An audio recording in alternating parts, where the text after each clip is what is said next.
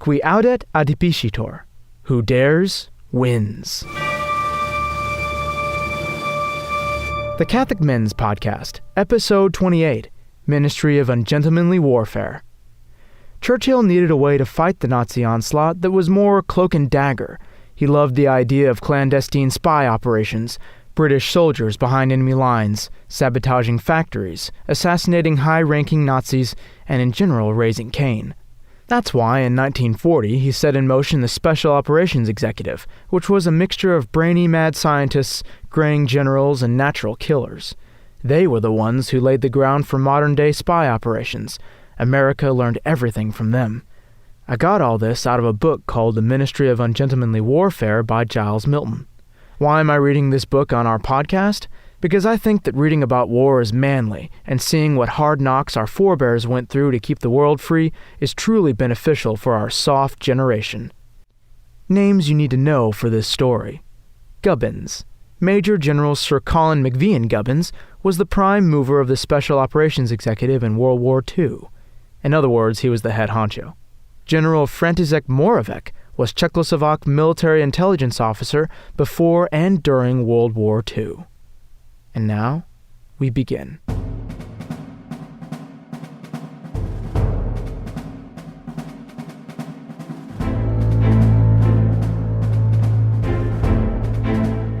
As early as September 1941, the Czechs had revealed to Gubbins that they were planning a mission of such secrecy that neither MI6 nor any senior British politician was to be informed.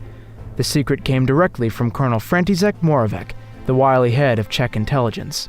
The penetration he was now planning was little short of spectacular, as he confessed to Gubbins at their September meeting. The Czech president in exile, Eduard Beneš, had sanctioned a terrorist attack on some prominent personality in the Nazi government in Prague. When Gubbins pressed Moravec further, he learned that this prominent personality was none other than Reichsprotector Reinhard Heydrich. Heydrich was a spectacular target, as Gubbins well knew. Appointed Reichsprotector of Bohemia and Moravia, the lands incorporated into the Third Reich in the spring of 1939, he was proving utterly ruthless. Intelligent, ambitious, cunning, and cruel is how Moravec described him. Heydrich was one of the principal architects of the extermination of the Jews, and was in the process of undertaking the racial cleansing of his fiefdom with sadistic zeal. Within days of taking office, he vowed to Germanize the Czech vermin, but he was only intending to Germanize those who had been confirmed, by X-ray screening, to be Aryans. The rest were to be liquidated. Ever since arriving in Prague, his rule had been an unbroken chain of murders, and his ruthlessness fully justified the Führer's description of him as the man with the iron heart. Gubbins was enthusiastic about the plan to assassinate Heydrich, aware that it would be a much-needed coup for the beleaguered President Beneš. He was facing constant criticism from the Russians for not doing enough to sabotage the factories in Bohemia that were mass-producing weaponry for the Third Reich. Assassinating Heydrich would show that he meant business. Gubbins warned of the likely cost of the assassination, even if it were unsuccessful. It would provoke wholesale reprisals that could cost the lives of thousands of innocent Czechs. Moravec had a ready answer. Heydrich was already killing civilians on an unprecedented scale. Some 5,000 people had been arrested since his arrival in the country, and all the principal resistance leaders had been swiftly and systematically eliminated. Moravec told Gubbins that he was receiving regular news from undercover agents, thanks to the wireless link, and the reports made for grim reading. Police cars drove daily out of the grim Pankrak prison in Prague on their way to the shooting range in Kolibsy and the airport fields at Kuzin, where German execution squads waited. In short, mass killings of civilians were already taking place. Colonel Moravec now had a question for Gubbins, one on which the entire operation was to depend.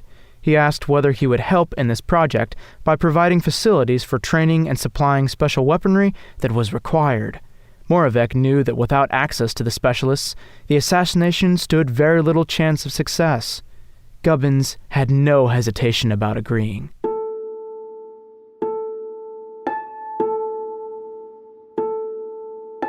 An attack on Heydrich's car while en route between Panensky Brezhnev and Prague had become the favored option for the assassination. Practical experiments proved that such an anti-personnel attack on a car must be carried out at a corner, where it is forced to slow down. There was one obvious place to strike. As Heydrich's Mercedes entered the Prague suburb of Holzervice, there was a crossroads with a sharp bend on a hill that led down to Troja Bridge. The car would be obliged to slow down as it approached the crossroads, leaving Heydrich dangerously exposed. Holzervice offered an additional advantage. It was at a considerable distance from the SS garrisons in both Paninsky Brezene and at Prague Castle in the center of the city. In theory, the assassins would have time to get away. Gubbins offered to have these assassins trained at the killing school in Artseg, an offer that Moravec was only too happy to accept. There were some 2,000 Czech soldiers in England, most of whom were based in barracks at Leamington. A small group of these had already formed themselves into an elite. Moravec interviewed them all and selected 24 of the most promising men for special training. They were given no information about the proposed mission. All Moravec told them was that they would need all the qualities of a commando, such as physical fitness, mental alertness, and various technical aptitudes, along with one additional quality. When the men asked what this was, he said, "Are you ready to die for your country?" The men who signaled their agreement were taken by train to Artseg. There they were left in the hands of Eric Sykes. He was quick to recognize that Moravec's men were professionals, a disciplined lot who were a very different ballgame to the French section. Yet he nevertheless said that they would require a minimum of 6 weeks' training. Colonel Moravec watched as the bespectacled Sykes put them through their paces. He was impressed by what he saw. The men were kept in isolation from the outside world, taught the use of small arms of every kind, manufacture of handmade bombs, jiu-jitsu, survival in open country on synthetic foods, topography, and map reading and concealment devices. Sykes' program pushed the men to the very limits of their endurance. It was the only way to weed out those who could not function under the crushing pressures they would face in the field, when they would be at a constant risk of exposure by informers. At the end of 6 weeks, it became clear that 2 of the men were outstanding: Joseph Gabčík, who was a short, tough, and absolutely reliable man with a fine sense of leadership. Just 28 years of age and an orphan since he was a small boy, he could be provoked into a fury by the most trivial things, such as spilling a drink. Up he soared like a rocket, spurting rage, to burst effectively, briefly, and brightly at a high altitude. Then, with a wry appraisal of his own ridiculousness, he would laugh himself down to ground level again. His temper might have proved a handicap, but it was offset by his bravery and determination. If anyone could be trusted to kill Heydrich, it was Gabčík. The second candidate was Jan Kubis, a shy and softly spoken man who never lost his temper. He was the perfect counterfoil to Gabčík, well-disciplined, discreet, and dependable. It soon became clear that the principal problems of the assassination were technical ones. Chief among these was the difficulty of providing a bomb which could be concealed in a briefcase, used at short range without killing the operator. Inventor Cecil Clarke now began sketching a uniquely destructive explosive device, modeling it on the cylindrical No. 73 anti-tank percussion grenade. With its screw-on cap, it looked like a thermos flask. Cecil decided to streamline it still further, packing its top end with a pound of nitroglycerin explosive. This reduced the weight by a third, making it a great deal easier to throw. He then fitted the grenade with a No. 247 fuse made of black bakelite that was designed to function on impact, irrespective of how the grenade landed. It would detonate, come what may. It was so lethal that the 2 assassins were warned to take great care to avoid the powerful blast. They needed to take cover within seconds of throwing the device. There was perhaps another reason why Clarke warned them to take cover, one that needed to remain absolutely secret. It is possible that he had laced his grenade with botulinal toxin, a deadly poison that had been given the code name X. The effectiveness of his Heydrich grenade, and therefore of the assassination itself, was to be entirely dependent on the accuracy of the person throwing it. The men spent several Arcadian afternoons in the autumn sunshine carrying out field trials on an ancient Austin saloon. The 2 of them were so concerned about missing their target that they decided to carry a veritable arsenal of additional weaponry. In addition to Clark's 6 percussion grenades, they also took 2 Colt 38 Supers, 4 spare magazines, 4 Mills bombs, 1 of Clark's tree spigot mortars, a Sten gun, 10 pounds of Gilliganite, and 1 lethal hypodermic syringe. No explanation was given for this last item. As with Clark's grenade, any mention of biological weaponry was carefully expunged from the records. When the men were deemed ready, they were driven directly to Tangmere Aerodrome in Sussex, arriving there in the deep winter twilight. They were met by Flight Lieutenant Ron Hockey, whose task was to fly his Halifax to the Protectorate and drop them into the night sky. As the men boarded the plane, Gabchik turned to Colonel Moravec. "You can rely on us, Colonel," he said. "We shall fulfill our mission as ordered." Nothing was heard from the 2 assassins for more than a month. In London, it was assumed that something had gone seriously awry. This was indeed the case. The men had been dropped far from Pilsen, their intended landing point, and Gabchik had injured himself on landing. But the men were fortunate that local villagers had heard the Halifax overhead and guessed that it was dropping agents. They went in search of the 2 men and found them hiding out in a quarry.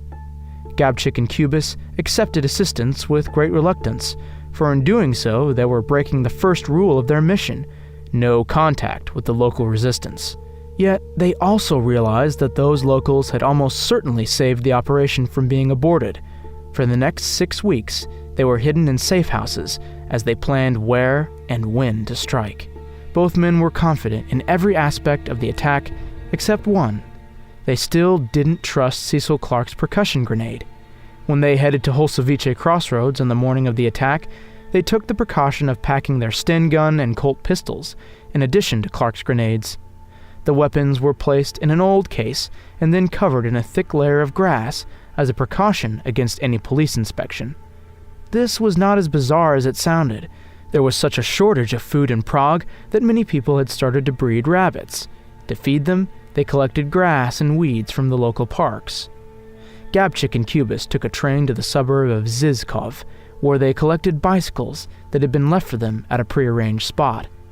They then cycled to the junction of Holsovice and made contact with an accomplice, Joseph Valchik, who was to stand at the top of the hill and flash a mirror when Heydrich's car came into view. Gabchik assembled the Sten gun while Cubis prepared Clark's percussion grenade. Both men kept their eyes fixed on Valchik at the top of the hill, waiting nervously for the signal. Heydrich was late. The clock sounded 10 o'clock and then 10:15. Unbeknown to the assassins, the Reichsprotector had decided to take a stroll around the castle gardens with his wife and 3 children. It was much later than usual when he finally climbed into his vehicle, sitting in the front seat beside his chauffeur, the strapping 6-foot Johannes Klein. Cubis and Gabchik were by now growing jumpy. They had been loitering in the street for almost half an hour and were in danger of arousing the suspicions of passers-by. They were wondering how much longer to remain and wait when, precisely at 10:32 a.m., Valchik's mirror flashed a signal. Heydrich's Mercedes had swung into view. The assassins had spent weeks training for this very moment. Gabchik released the catch on his Sten and rushed across to the sharpest point in the bend. Cubis pulled one of Clark's grenades from his briefcase. Both men could see Heydrich's car as it approached. It was traveling quite fast, but dramatically decelerated as it approached the bend and prepared to make a wide sweep. It was now or never. As it slowed to walking pace, Gabchik raised his gun. For a split second, he had Heydrich at point-blank range. He squeezed the trigger. Nothing happened. There was just a faint click. The Sten had failed to fire, possibly because there was grass caught in the mechanism. Gabchik was left standing at the side of the road, fatally exposed, with a gun that was jammed. Johannes Klein, the chauffeur, had been trained for just such a scenario. His duty was to accelerate sharply away from the trouble and whisk Heydrich to safety. But Heydrich was furious at the attempt on his life. Seeing that Gabchik's gun was jammed, he ordered Klein to stop the car and then pulled out his automatic pistol as he prepared to shoot his would-be assassin. As he did so, Cubis stepped from the shadows and hurled Cecil Clark's bomb at the car. He had practiced for this moment so many times during his training, but now, in the heat of the moment, he missed his target. Clark's percussion grenade exploded against the rear wheel of the Mercedes, detonating with unbelievable violence and flinging shards of glass and shrapnel through the body of the car. It was so powerful that Heydrich's and Klein's SS jackets, folded neatly on the back seat of the soft-top vehicle, ended up draped on the high wire of the nearby tramway. Cubis had been hit by the flying shrapnel, and blood was streaming into his eyes. Through a veil of blood, he saw Klein jump from the car and run towards him, pistol drawn. Gabčík had managed to avoid the shrapnel, but he was horrified to see Heydrich drag himself from the vehicle and level his gun. He was lurching forward, shouting wildly as he prepared to fire. Gabčík ditched his jammed Sten and drew his Colt, taking pot shots at Heydrich from behind a telegraph pole. Cubis wiped the blood from his eyes, dodged Klein's bullets, and jumped onto his bicycle. Klein took aim once again and tried to bring down the fleeing Cubis with a hail of bullets. But his gun also jammed, enabling Cubis to get away. Less than 10 minutes after hurling his grenade, Cubis had made it to a safe house. The situation was more desperate for Gabčík. He was caught in a shootout with Heydrich and risked either being shot or captured. But as he was ducking the bullets, suddenly, the unexpected happened. Heydrich staggered to the side of the road and collapsed in agony. Unbeknown to either of his assassins, Cecil Clark's grenade had done precisely what it had been designed to do. As the shell fragmented, it had driven metal, glass, and fragments of horsehair from the car's upholstery deep into Heydrich's spleen. "Get him!" shouted the Reichsprotector to his chauffeur, pointing at the escaping Gabčík. As Klein chased after the assassin, Heydrich clutched at the bonnet of the smoking, mangled Mercedes. He was in agony, but not a single eyewitness went to his help.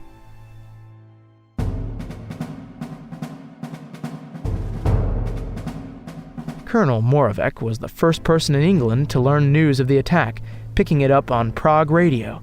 Gabčík and Cubis had done it.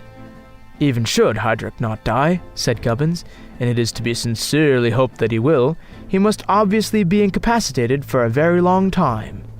He was delighted that Gabčík and Cubis had managed to strike at such a high-ranking Nazi. Clark's grenade had indeed done its deadly worst. It had broken one of Heydrich's ribs, ruptured his diaphragm, and flung shrapnel deep into his spleen. The Reichsprotector was rushed to a hospital and underwent emergency surgery.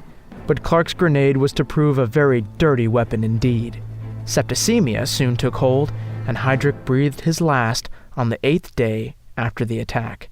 Hitler was furious about the assassination. He initially blamed Heydrich himself, saying that driving around without outriders and SS bodyguards was just sheer stupidity.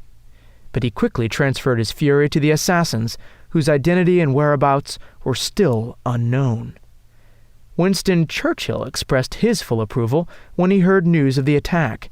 He was untroubled by political assassinations.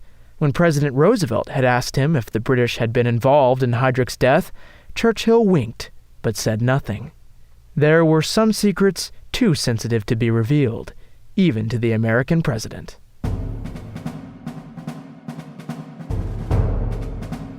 Now, the aftermath of this assassination story is pretty sad. The Nazis retaliated by killing still more innocent civilians, though not as many as if Heydrich had survived. The enemy found Gabčík, Cubis, and a couple of Czech resistance fighters holding out in a church. A small battle ensued, Cubis shooting down the spiral staircase that led to the church tower, and the others shooting up from down below in the church catacombs. Eventually, Cubis was killed from a hailstorm of bullets, and the others downstairs were drowned after the Nazis called in the fire department and pumped the church basement full of water. This brought a close to one of the best special operations stories I've ever heard. At the end of the day, a villain who would have systematically killed thousands more of their Czech countrymen was sent to his judgment day. Alright, I think that's a wrap for this one. Until next time, Godspeed.